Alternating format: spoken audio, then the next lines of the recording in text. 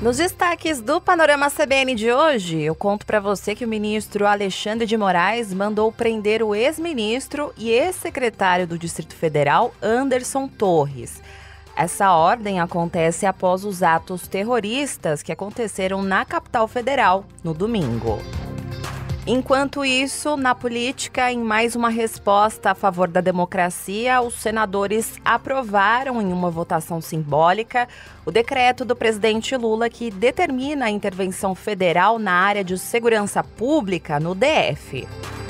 E na economia, a inflação oficial do país fechou 2022 em 5,79% e estourou pelo segundo ano consecutivo o teto da meta definida pelo Conselho Monetário Nacional. E a cebola foi a grande vilã dos preços em 2022.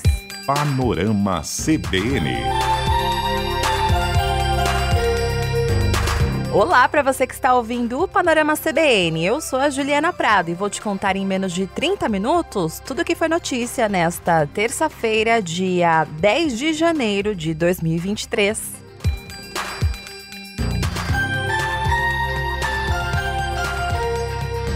E eu começo esse episódio dando continuidade às ações das autoridades do nosso país após o ataque terrorista que foi feito por vândalos no domingo em Brasília.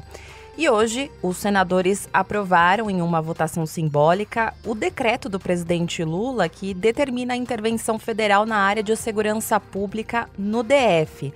A Bianca Santos até contou para você na edição da manhã do Panorama CBN de hoje que a Câmara autorizou na noite de ontem esse decreto, também de forma simbólica, e só faltava o Senado. E antes de dar continuidade aqui à informação que eu tenho para você, eu preciso fazer uma observação muito importante. A política, de forma geral, ela é feita também em forma de atos e simbolismos. E por que eu estou falando isso? Porque, embora a votação tenha sido simbólica, até para demonstrar uma união e repúdio aos atos terroristas contra as instituições, 8 senadores fizeram questão de marcar um posicionamento contrário a esse decreto de intervenção federal na área de segurança pública no Distrito Federal. Esse decreto ele vale até o dia 31 de janeiro.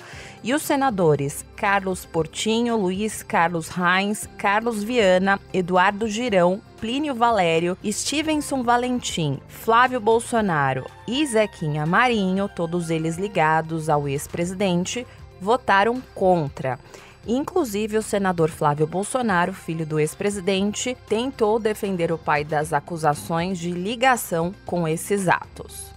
Porque nós tivemos um presidente da República que por 4 anos repetiu a exaustão que sempre jogaria dentro das 4 linhas da Constituição. E não apenas no discurso, o fez na prática, mesmo entendendo que em vários momentos foram usados atos contra ele fora da Constituição. Então não queiram criar essa narrativa mentirosa como se houvesse alguma vinculação de Bolsonaro a esses atos irresponsáveis. O presidente Bolsonaro, como muitos aí já falaram, após os resultados das eleições, ficou em silêncio, se recolheu e está lambendo as feridas, nessa expressão que muitos estão usando aí, é o que ele está fazendo. Já o presidente do Senado, Rodrigo Pacheco, voltou a comandar os trabalhos no Senado, mesmo em meio a destroços e vidros quebrados. Ele estava fora do país no domingo e chegou hoje, então foi a primeira vez que ele falou de fato sobre a situação. E ele aproveitou para mandar um recado muito certeiro. Rodrigo Pacheco disse que a minoria antidemocrática que promoveu os atos de terrorismo não representa o povo brasileiro e nem a vontade do povo brasileiro. Alguns poucos quiseram destruir e humilhar as sedes dos poderes da República Brasileira. Essa minoria antidemocrática não representa o povo brasileiro, tampouco a vontade do povo brasileiro. Essa minoria golpista, e não há outro nome, não irá impor sua vontade por meio da barbárie, da força e de atos criminosos. Essa minoria extremista será identificada, um a um, investigada e responsabilizada, assim como seus financiadores, organizadores e agentes públicos dolosamente omissos. Mas se essas pessoas que praticaram esses crimes no dia 8 de janeiro acreditavam que pudessem fazer algo de relevante para o Brasil, fizeram, além de depredar patrimônio público de todos os cidadãos brasileiros, fizeram foi unir mais as instituições do nosso país. Mais do que nunca, o Poder Legislativo, esta Casa, o Senado Federal, estarão unidos ao Poder Judiciário e ao Poder Executivo, numa união indissolúvel que constitui a República Federativa do Brasil, para poder fazer prevalecer a democracia e a democracia para sempre. Rodrigo Pacheco também falou sobre os prejuízos financeiros que os vândalos causaram no prédio do Congresso. Os prejuízos somam pelo menos 7 milhões de reais apenas na Câmara e no Senado. Na Câmara, por exemplo, os gastos ultrapassam 3 milhões de reais, isso levando em consideração a destruição de 400 computadores, 40 impressoras, 2 TVs, 11 telefones, além de viaturas e cadeiras que foram destruídas. Essa conta aí não leva em consideração os gastos com mão de obra e reparos que devem ser feitos na rede elétrica, por exemplo. E também não inclui outros bens danificados, como as mesas de vidro do Salão Verde e mesas e cadeiras que estavam nas lideranças dos partidos. No Senado, os custos podem chegar até 4 milhões de reais e incluem vidros que foram quebrados e pichados, carpetes, as máquinas de raio-x, obras de arte danificadas e até o material da Polícia do Senado. O presidente da Casa, Rodrigo Pacheco, disse que espera resolver toda a situação em até 40 dias. São prejuízos dos mais diversos, desde o tapete que nós estamos pisando aqui, o tapete azul, que foi todo encharcado, né, e danificado, aos espelhos, a obras de arte muito valiosas, né, de um valor histórico muito grande. Então é difícil quantificar exatamente nesse momento. Esse é um trabalho que a diretoria-geral está fazendo, mas é um valor milionário. E sendo um valor milionário, isso de fato gera um prejuízo grande aos cofres públicos.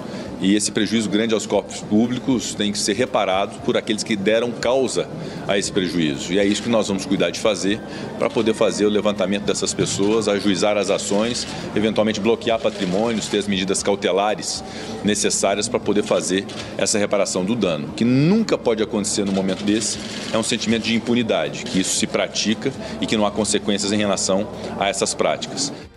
Falando em prejuízos materiais, hoje a ministra da Cultura, Margareth Menezes, disse que ainda não há uma estimativa dos prejuízos em relação às obras de arte que foram danificadas pelos vândalos. Ela disse também que até quinta-feira os técnicos do Instituto do Patrimônio Histórico e Artístico Nacional vão encerrar uma perícia que está sendo feita nestas obras. E a partir daí eles vão poder mapear quais obras vão ser restauradas e quais não vão conseguir passar por esse processo. Margareth Menezes também disse que o relógio de Balthazar Martinot, que é uma peça bem antiga do século XVII, que estava aqui no Brasil desde 1808, que foi um presente dado pela França ao rei Dom João V, essa peça ela não deve passar por uma restauração, porque é uma peça muito sensível, além de ser rara também. Só para você ter uma ideia, só existem 2 exemplares desta peça no mundo. Uma que estava aqui no Brasil, que foi destruída, estava no Palácio do Planalto, e outra no Palácio de Versalhes, na França. Margareth Menezes também disse que há uma ideia em estudo de criar um memorial com as peças que foram quebradas e que não vão ser restauradas. Isso é um pertencimento da nação, do Estado, e que precisa ser respeitada a sua integridade. Então, a violência é muito desrespeitosa e profunda. E esse memorial é para a gente deixar marcado isso, para que nunca mais possa acontecer outra violência desse nível, né? Com a memória, com o intocável que é a nossa democracia. Já na parte criminal desta história, eu tenho vários mini capítulos aqui para você. Começando pela informação do ministro da Justiça e Segurança Pública, Flávio Dino. Ele disse hoje em entrevista à Globo News que o governo vai pedir a prisão de mais de 50 pessoas envolvidas nesses ataques terroristas. Ele comentou que as solicitações vão atingir não apenas suspeitos de vandalismo que estavam de fato lá em Brasília no domingo, mas também organizadores e financiadores desses atos golpistas. Temos pedidos de prisão que vão se referir a pessoas que estavam presentes, por exemplo, destruindo o plenário da Câmara, do Senado, do Supremo e que não foram presas em flagrante. Haverá, portanto, pedidos de prisão relativos a elas. E nós temos já pedidos relativos a pessoas que não vieram a Brasília, mas participaram do itinerário criminoso, que aí são organizadores, financiadores, que nós já identificamos e que aí vão levar a esses pedidos de prisão, de instauração de inquérito, de busca e apreensão, aquilo que a legislação prevê. Aproveitando a deixa aí de Flávio Dino, a Advocacia Geral da União informou hoje que vai pedir o bloqueio de bens em nome de mais de 100 empresas que já foram identificadas e são suspeitas de terem financiado os atos terroristas de domingo. Segundo uma investigação inicial, essas empresas bancaram não só os transportes dos golpistas à capital federal, mas também garantiram recursos para a permanência deles em frente ao QG do Exército, com fornecimento de alimentos, estrutura com banheiros químicos e bebidas. Inicialmente, a Advocacia Geral da União vai pedir apenas o bloqueio de bens, mas a ideia mesmo é avançar nas apurações e apresentar mais ações junto à Justiça.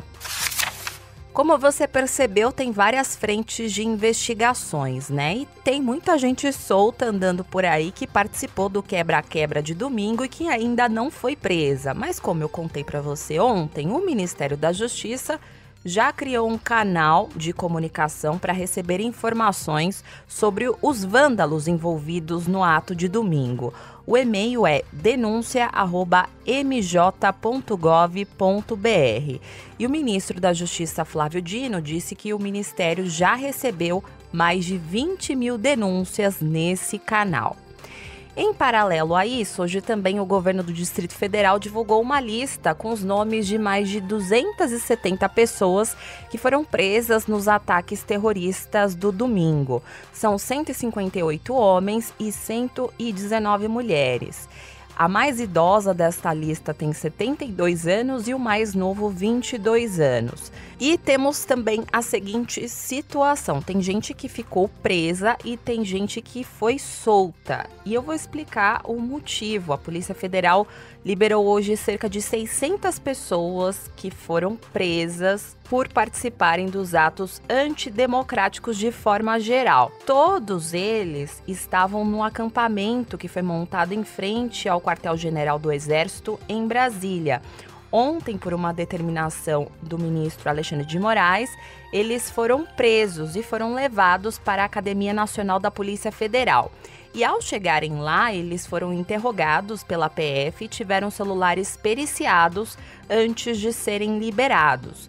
E os outros que não se encaixam nesse critério de idade e doença foram levados para o IML e depois para os presídios da Papuda, no caso dos homens, e para a Colmeia, no caso das mulheres. Então, resumindo para você essa história, mais de 1.500 pessoas foram levadas para a Polícia Federal desde domingo e destas 1.500 pessoas, 527 de fato foram presas e 599 pessoas foram soltas por questões humanitárias, porque são idosos, pessoas com problemas de saúde, em situação de rua, mães com crianças, enfim. Segundo a Polícia Federal, os procedimentos de prisão e averiguação estão sendo acompanhados bem de perto pela Ordem dos Advogados do Brasil. Sobre esse assunto, hoje o ministro do Supremo Tribunal Federal, Alexandre de Moraes, disse que todos os envolvidos nos atos de domingo vão ser responsabilizados, porque a democracia vai prevalecer. porque nós temos que combater firmemente o terrorismo, nós temos que combater firmemente as pessoas antidemocráticas, as pessoas que querem dar o golpe, as pessoas que querem um regime de exceção. Não é possível conversar com essas pessoas de forma civilizada. Essas pessoas não são civilizadas. Basta ver o que fizeram no Palácio do Planalto, no Congresso Nacional e com muito mais raiva e ódio no Supremo Tribunal Federal. Não achem esses terroristas que até domingo faziam baderna e crimes e agora reclamam porque estão presos, querendo que a prisão seja uma colônia de férias. Não achem que as instituições irão fraquejar. O Poder Judiciário, o Supremo Tribunal Federal, e tenho absoluta certeza, com apoio dentro da legalidade, dentro da Constituição da Polícia Federal, as instituições irão punir todos os responsáveis, todos, aqueles que praticaram os atos, aqueles que planejaram os atos, aqueles que financiaram os atos e aqueles que incentivaram por ação ou omissão, porque a democracia irá prevalecer. Depois desse discurso, o ministro Alexandre de Moraes mandou prender o ex-ministro da Justiça, Anderson Torres. O ministro Alexandre de Moraes suspeita que ele tenha sido um dos responsáveis pelas falhas no esquema de segurança que resultou na invasão dos prédios dos três poderes. Anderson Torres, ele reassumiu o comando da Secretaria de Segurança Pública do Distrito Federal no dia 2 de janeiro, mas na sequência ele viajou de férias para os Estados Unidos. E ele não estava no Brasil no domingo quando os bolsonaristas atacaram os prédios do STF, do Congresso e do Palácio do Planalto. O retorno dele está previsto para o fim do mês. E por causa disso, a Polícia Federal deve cumprir a prisão mesmo no momento da chegada de Anderson Torres ao Brasil. Lembro você que no domingo ele foi exonerado pelo governador do Distrito Federal, Ibanez Rocha, após todo o caos que foi visto em Brasília. Hoje, a Polícia Federal até vistoriou a residência dele em Brasília, mas, como eu contei para você, ele está nos Estados Unidos e não foi encontrado. Anderson Torres é aliado de Jair Bolsonaro, que também está nos Estados Unidos. O ex-ministro se alinhou a diversas pautas defendidas pelo ex-presidente, como as acusações falsas contra as urnas eletrônicas. Até por isso que Anderson Torres se tornou alvo de uma investigação do Tribunal Superior Eleitoral após participar de uma live em que Bolsonaro fez ataques infundados ao sistema eleitoral. E não parou por aí. Alexandre de Moraes também mandou prender hoje o ex-comandante da Polícia Militar do Distrito Federal, Fábio Augusto Vieira. Ele era responsável pelo comando da corporação no domingo. Fábio já havia sido afastado do cargo, assim como Anderson Torres. E essas duas decisões de Alexandre de Moraes que eu contei para você foram dadas em resposta a um pedido do advogado-geral da União, Jorge Messias, que pediu a prisão em flagrante de Anderson Torres e dos demais agentes públicos que tiveram a participação ou se omitiram para facilitar a invasão dos prédios dos três poderes. Hoje mais cedo, antes dessa ordem de Alexandre de Moraes, o interventor da Segurança Pública no Distrito Federal, Ricardo Capelli, disse que a ação golpista de domingo ela só foi possível graças ao que ele chamou de operação de sabotagem das forças de segurança locais. As forças de segurança, principalmente as forças militares, a Polícia Militar, que é quem faz a operação ostensiva de campo, são forças que primam pela hierarquia e disciplina. O que eu posso dizer é que desde que eu assumi no domingo, e eu assumi em campo, eu fui diretamente para a esplanada, para o asfalto, comandar as forças. Desde o momento que eu assumi, as forças de segurança têm respeitado e cumprido as determinações que eu tenho passado, têm cumprido o comando.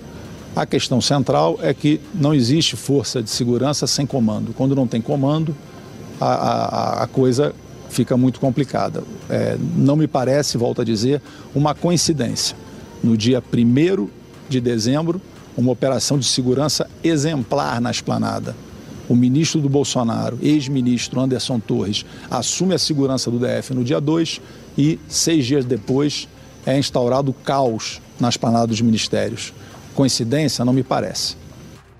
Nesse mesmo sentido, a governadora em exercício do Distrito Federal, Celina Leão, que está substituindo Ibanez Rocha, que foi afastado do cargo, admitiu hoje que houve uma falha no comando da polícia e que há uma responsabilidade por parte da Secretaria de Segurança Pública nos atos de vandalismo ocorridos no domingo.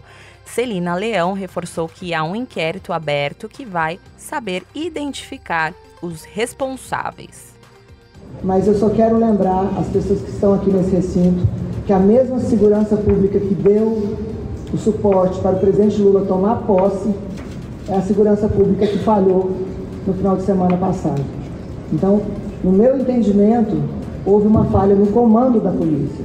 Agora, o inquérito, o próprio interventor, e o relator do inquérito, com certeza vai saber identificar por quê, quem, como e quando aconteceu. Vocês podem ter certeza que isso virá à tona com rapidez. Nós percebemos uma responsabilização por parte da Secretaria de Segurança que mudou no meio do percurso um planejamento que havia sido elaborado.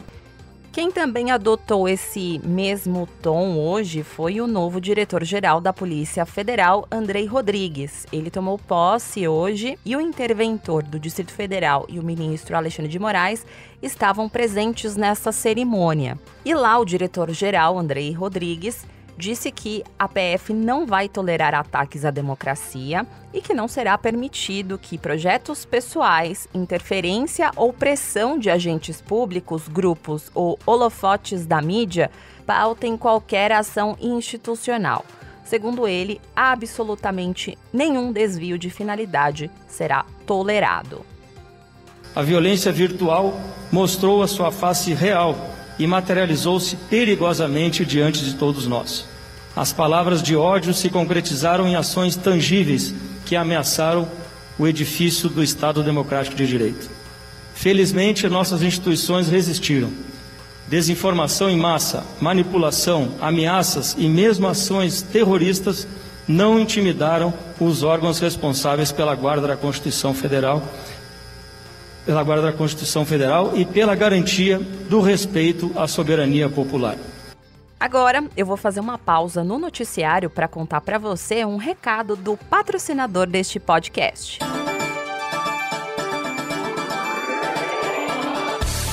O Open Banking agora é Open Finance e trata-se do conceito de compartilhamento de dados do sistema financeiro para trazer ainda mais a liberdade de escolha para pessoas e empresas. E com a credibilidade de um banco com mais de 30 anos de história, o Banco BV usa dados compartilhados pelos seus clientes para melhorar cada vez mais o relacionamento com seus clientes, inclusive na hora de fazer análises de crédito. São utilizados, por exemplo, dados de transações de conta corrente e de cartão de crédito. E até o momento, 35% das pessoas que compartilharam dados com o Banco BV tiveram um aumento nos limites de crédito, como limite de cartão ou em limites pré-aprovados. Isso acontece porque, com o compartilhamento de dados, o BV foi capaz de aperfeiçoar os seus modelos e ajustar ainda mais as ofertas para cada consumidor. Saiba mais em bv.com.br ou acesse o banco nas redes sociais no @BancoBV.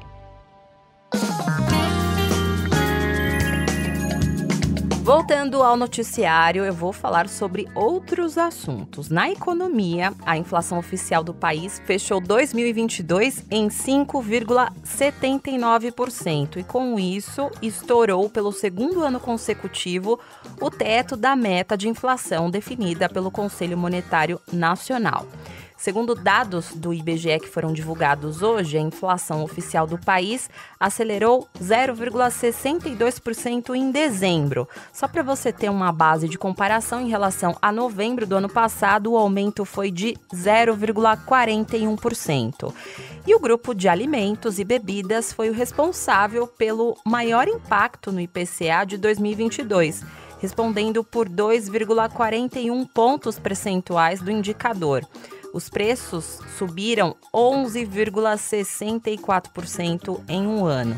E a alta foi puxada pela alimentação no domicílio, que aumentou 13,23%, com destaque aí para a cebola, que cresceu 130%, e a batata inglesa, que teve um aumento de 52%.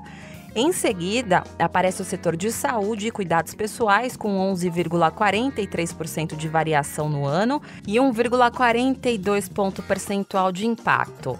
Já o grupo vestuário registrou a maior alta desde o Plano Real, subiu 18% em um ano. Sobre este assunto, a nossa reportagem ouviu o analista do IBGE, André Almeida, que disse que custos de produção subiram e houve uma retomada da demanda após a flexibilização das medidas de isolamento social por causa da pandemia. A maior variação entre os grupos veio de vestuário, cujos preços subiram em 10 dos 12 meses do ano e acumularam mais de 18% de alta. As roupas femininas e masculinas subiram mais de 20% em 2022. A maior pressão negativa sobre o IPCA, que é a inflação oficial do país, acumulado no ano, foi exercida pelo grupo de transportes, com uma queda de 1,29% e um impacto de 0,28 ponto percentual.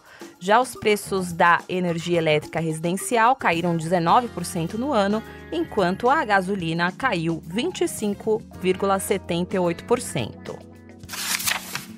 E aproveitando que eu estou falando de economia, no mercado financeiro, a Bolsa de Valores de São Paulo encerrou o pregão de hoje em alta de 1,61% aos 110.886 pontos. Já no mercado de câmbio, o dólar comercial encerrou com uma queda de 1,04%, cotado a R$ 5,203. Já o euro terminou o dia negociado a R$ 5,587, com uma desvalorização de 1,17%.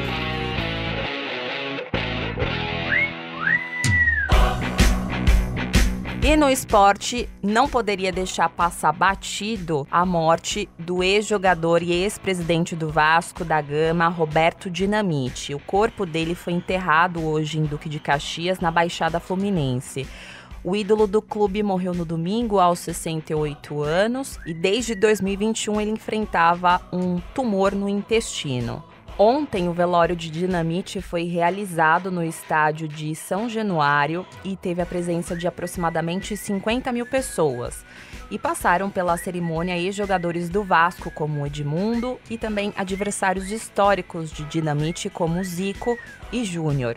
E parte dos torcedores conseguiu acompanhar o sepultamento do ex-atleta. Panorama CBN. Agora eu vou indo nessa, muito obrigada pela companhia de hoje. O roteiro desta edição foi escrito por mim, a montagem e a sonorização são do Anderson Wendel, o Tico. E não se esqueça que amanhã tem a edição da manhã do Panorama CBN, a partir das 7 horas da manhã, com a Bianca Santos. Combinado? Beijos pra você e até mais!